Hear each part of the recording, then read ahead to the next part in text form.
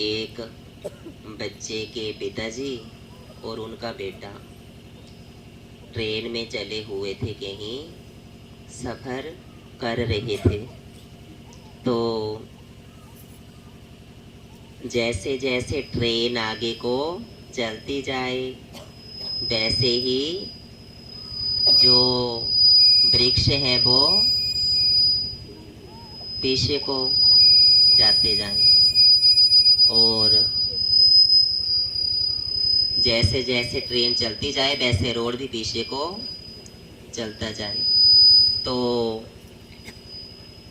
जो बेटा साथ में बैठा हुआ था वो खिड़की की तरफ बैठा हुआ था ट्रेन में। तो अब उसने सोचा कि वृक्ष भी साथ साथ में चले हुए हैं और रोड भी साथ साथ में चले हुए ट्रेन के। तो वो अपने पिताजी से ऐसा पूछ रहा था कि पिताजी ये क्यों चले हुए हैं साथ में। तो उनके पिताजी चुप रहे और मुस्कुराते रहे। तो जो उनकी पास वाली सीट थी उसमें कोई यात्री बैठे हुए थे, हस्बैंड और वाइफ। तो उन्होंने सुन लिया बच्चे को बोलते हुए, तो वो हंसी उड़ाने लगे, मजाक। तो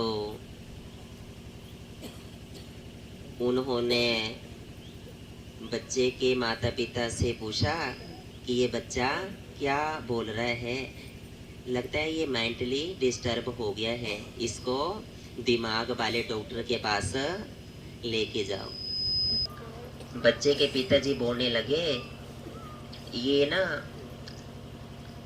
बहुत बीमार था, तो अच्छे से डॉक्टर से दिमाग का इनका इलाज करवाया, आंखों का इलाज करवाया, तो ये ठीक हो गया। आज इसका पहला दिन है जो इसने अपनी आंखों से किसी चीज को देखा है। तो इसको ज्ञान नहीं है, ये तो महाराज की बड़ी कृपा हुई है जो आज ये फर्स्ट डे है, जो आज ये बाहर को इस सारी चीजों को देख रहा है। इसको ज्ञान नहीं है इस बच्चे को, चलो कोई बात नहीं, धीरे धीरे इसको पता चल जाएगा। तो सामने वाले दोनों यात्री सोचने लगे, हस्बैंड और वाइफ, जो ऐसे सोच रहे थे कि मेंटली डिस्टर्ब है, कि है हमारी ही सोच जो हमने बच्चे के बारे में गलत सोच लिया और बच्चे को ऐसी बात कहने को मजबूर हो गई। तो कहने का भाव है भक्तों, जब भी हम किसी को पहली बार मिले तो हम उसको अच्छे तरीके से देखें। हम उसको तुरंत ही पहली बार देखे उसको बुरा ना बोले। पता नहीं कौन सी परिस्थितियों से कोई गुजर के आया हुआ है। तो ऐसी ही एक कहावत और है कि एक बार एक शिप होता है ना, जहाज पानी वाला, उसमें यात्री बैठे हुए थे। तो उसके अफसर जी ने बोला कि तुरंत जहाज को खाली कर दो और जहाज डूबने वाला है, कोई हेल्प लेके जहाज से बाहर निकल जाओ। तो सभी निकलने लगे बारो बारी। तो एंड में एक औरत रह गई और उनका जो हस्बैंड था वो लड़की को लेके भी बाहर आ गया। तो जब एंड में रह गई जहाज में, तो कईयों ने सोचा होगा कि बड़ा धोखेबाज है कि इसने अपनी घरवाली को धोखा दे दिया और उसको बीच में छोड़ के आ गया। ऐसे बोलता होगा कि मैं तेरे को बड़ा प्यार करता हूँ, बहुत अच्छी है तू, लेकिन आज देखो उसको अकेली छोड़ के जहाज में आ गया मरता।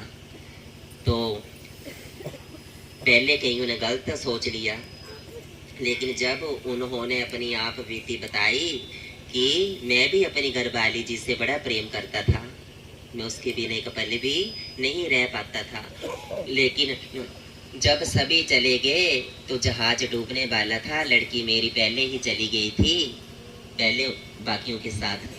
तो मैंने उसकी तरफ देखा कि जो बच्ची है वो भी मेरी घरवाली का ही रूप है, इसने ही जन्म दी है, इसका खून है। अगर मैं भी घरवाली के साथ शिप जहाज में डूब गया तो फिर जो ये बच्ची, इसको कौन पालेगा। तो उन्होंने जब सभी के साथ ऐसी बात की, उसके पिताजी ने लड़की के, और जो घरवाली डूब गई थी जहाज में, तो सभी देख कर हैरान रह गए कि यार, पिताजी ने बोला कि मेरे दिमाग में तुरंत ही बात आ गई कि अगर मैं भी चला गया साथ में डूबने तो मैं भी डूब जाता। लेकिन मैं इसलिए नहीं डूबा कि जो लड़की गई उसको कौन पालेगा, कौन उसका पालन पोषण करेगा। तो फिर बताने लगे कि मैं अपनी लड़की के लिए जहाज से बाहर आ गया और इसकी माता जी को वहाँ छोड़कर डूबते आ गया। दुख मेरे को भी इस बात का है, लेकिन परमात्मा मेरे को माफ करे। तो कहने का भाव है भक्तों कि जब हमें कोई पहली बार मिलता है तो हमें वो बहुत बुरा लगता है ना, क्योंकि हम गलत एटीट्यूड से देखते हैं, गलत थिंकिंग सोचते हैं। लेकिन जब हमें उसकी बाद में हिस्ट्री पता चलती है, उसकी डीपनेस पता चलती है, उसकी आप बीती पता चलती है, तो वो ही इंसान हमें सबसे अच्छा लगने लगता है। तो हमें फिर ऐसे लगने लगता है कि इस इंसान से अच्छा तो कोई जिंदगी में है ही नहीं। तो भक्तों, कभी भी आपने किसी के बारे में नेगेटिव नहीं सोचना है, ठीक है। जो पानी होता है वो पता नहीं कहाँ कहाँ से गुजर के पहाड़ों से हमारे पास पीने को आता है। ये तो पानी को पता है कि उसने पीछे कितनी ठोकरें खाई है। तो किसी को तुरंत मिलने के उपरांत ही उसमें बुराइयां ना निकालें। कोई भाई बहन चले हुए हैं, उसको कुदृष्टि से ना देखें, उसको अच्छी दृष्टि से देखें। क्या पता वो शायद बहन और भाई ही हो।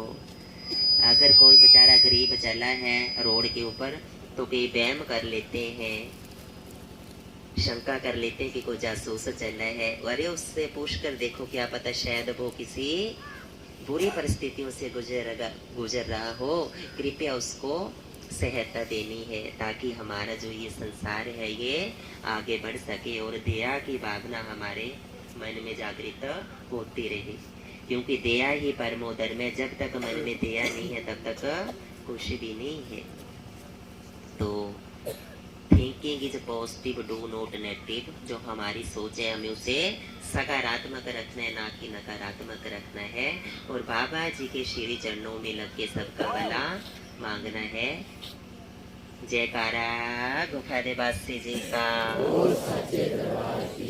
बोलिए जय श्री बाबा जी। एक बार फिर बोलो जय श्री बाबा जी।